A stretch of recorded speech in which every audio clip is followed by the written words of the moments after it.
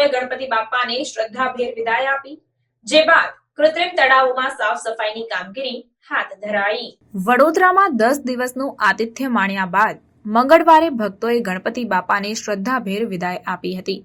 શહેરના 9 જેટલા કૃત્રિમ તળાવોમાં રાત્રિના 11 વાગ્યા સુધી 11,544 પ્રતિમાઓ સહિત 15,000 જેટલી મૂર્તિઓનું વિસર્જન થયું। ત્યારે હવે વિસર્જન બાદ પાલિકા તંત્ર કામે લાગ્યું છે। શહેરના નવલખી સહિતના કૃત્રિમ તળાવોમાં સાફ સફાઈની પ્રક્રિયા હાથ ધરવામાં આવી છે। ઉત્સવ પ્રિય નગરી વડોદરામાં ગણેશોત્સવની ધામધૂમપૂર્વક ઉજવણી કરવામાં આવી હતી અને ભક્તોને ત્યાં 10 દિવસ સુધી શ્રીજીએ આતિથ્ય માણ્યું હતું। મંગળવારે વહેલી સવારથી જ વિવિધ મંડળો અને ભક્તોએ પોતાના ઘરોમાં સ્થાપિત કરાયેલી શ્રીજીની પ્રતિમાઓનું વિસર્જન શહેરના કૃત્રિમ તળાવો ખાતે કર્યું હતું, જ્યારે કેટલાક ઇકો ફ્રેન્ડલી વિસર્જન પણ કરવામાં આવ્યા હતા।